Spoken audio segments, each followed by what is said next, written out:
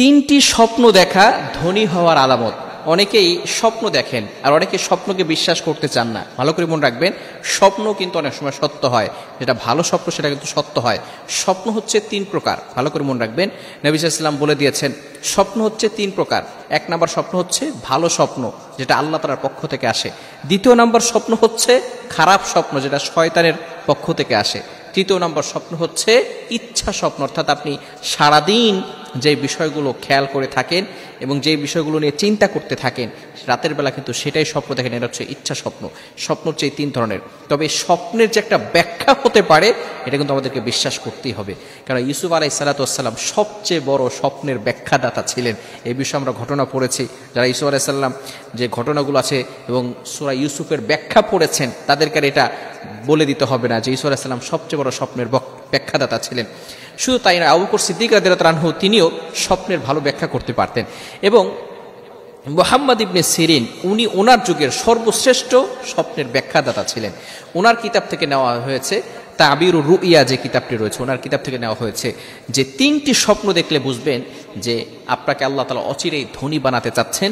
এগুলো হচ্ছে ধনী হওয়ার আলামত। নাম্বার ওয়ান, এক নাম্বার স্বপ্ন, যে স্বপ্নটা দেখলে বুঝবেন যে আল্লাহ তাআলা আপনাকে ধনী বানাতে চাচ্ছেন, সেটা হচ্ছে আপনি স্বপ্ন দেখছেন যে আপনি কন্যা সন্তানের বাবা হতে যাচ্ছেন। অনেকে এই স্বপ্ন দেখে যে তার একটা কন্যা সন্তান হয়েছে। কন্যা সন্তান হওয়া মানে হচ্ছে আল্লাহ তাআলার পক্ষ থেকে বরকত আসা। ওই ঘরের ভিতরে আল্লাহ তাআলা সম্পদের ব্যবস্থা করেন, ওই ঘরের ভিতরে আল্লাহ তাআলা বরকতের ব্যবস্থা করেন। অনেকে আমরা কন্যা সন্তান নিতে চাই না, প্রথম সন্তানটা আমরা ছেলে নিতে চাই। অনেকে এমন রয়েছে, প্রথম সন্তান যদি মেয়ে হয়, কন্যা সন্তান হয়, তাহলে তারা মনে মনে একটু রাগান্বিত হয়। মনে রাখবেন, সন্তান দেওয়ার মালিক হচ্ছেন আল্লাহ। আল্লাহ তাআলা কাউকে ছেলে সন্তান দেন, কাউকে আবার মেয়ে সন্তান দেন, কাউকে আল্লাহ তাআলা ছেলে সন্তান দেন না, মেয়ে সন্তানও দেন না। এই বিষয়গুলো খেয়াল রাখতে হবে যে আল্লাহ তাআলার পক্ষ থেকে এটা ফয়সালা হয়।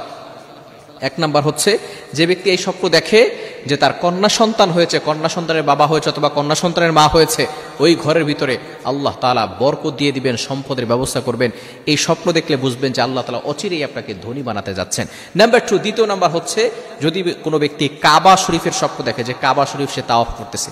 এভাবে অনেকে আমাকে ফোন দেয় যে হুজুর, এই স্বপ্ন দেখেছি যে আমি কাবা শরীফ তাওয়াফ করছি। যদি এই স্বপ্ন আপনি দেখে থাকেন, তাহলে এটা কল্যাণকর স্বপ্ন। এই স্বপ্নের মাধ্যমে আল্লাহ পাক রব্বুল আলামিন আপনাকে সম্পদশালী বানাবেন, আল্লাহ তাআলা আপনাকে কল্যাণ দান করবেন। আর যাকে আল্লাহ তাআলা কল্যাণ দান করেন, ওই বান্দাকে কেউ কখনো ক্ষতির দিকে ঢালতে পারবে না। বিশেষ করে আল্লাহ পাক রব্বুল আলামিন পবিত্র কোরআনুল কারীমের ভিতরে নিজেই বলে দিয়েছেন, 28 নম্বর পারা 17 নম্বর পৃষ্ঠার 10 নম্বর লাইন, সূরাতুত তালাকের 3 নম্বর আয়াতে, ওয়া ইয়াতাওয়াক্কাল আলাল্লাহি ফাহুয়া হাসবু, যে ব্যক্তি আমি আল্লাহর উপর ভরসা করবে, আল্লাহ তাআলা যাকে কল্যাণ দিবে সেই তো আল্লাহর উপর ভরসা করবে। ভরসা করলে আল্লাহ তাআলা তাদের জন্য যথেষ্ট হয়ে যাবে। আর আল্লাহ যদি কারোর জন্য যথেষ্ট হয়ে যায়, তার আর কিছুই লাগবে না। এই দ্বিতীয় নম্বর স্বপ্ন হচ্ছে কাবা শরীফকে স্বপ্ন দেখা। নাম্বার 3, তৃতীয় নাম্বার হচ্ছে, যদি কোনো ব্যক্তি দেখে যে সে মানুষের ইমামতি করছে, তাহলে আল্লাহ তাআলা তাকে নেতা বানাবেন, অর্থাৎ তাকেও আল্লাহ তাআলা সম্পদের ব্যবস্থা করবেন। এই তিনটি স্বপ্ন যদি আপনি দেখেন, তাহলে বুঝবেন যে আল্লাহ তাআলা আপনাকে সম্পদ দিতে চাচ্ছেন। তবে এই ক্ষেত্রে অবশ্যই আপনাকে আল্লাহর কাছে দোয়া করতে হবে, সঠিকভাবে সম্পদ নেওয়ার ট্রাই করতে হবে, হারামভাবে নয়। মনে রাখবেন, আল্লাহ তাআলা আপনাকে যে রিজিক বরাদ্দ করে দিয়েছেন, সেটা আপনার আসবে।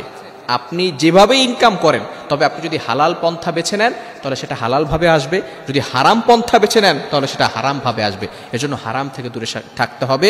হারাম থেকে দূরে থেকে যদি হালালভাবে চলেন, তাহলে কিন্তু আল্লাহ তাআলার পক্ষ থেকে সাহায্য আসবে। আসুন আমরা সঠিক পথে চলার চেষ্টা করি। আল্লাহ তাআলা আমাদের সকলকে বুঝার তৌফিক দান করেন।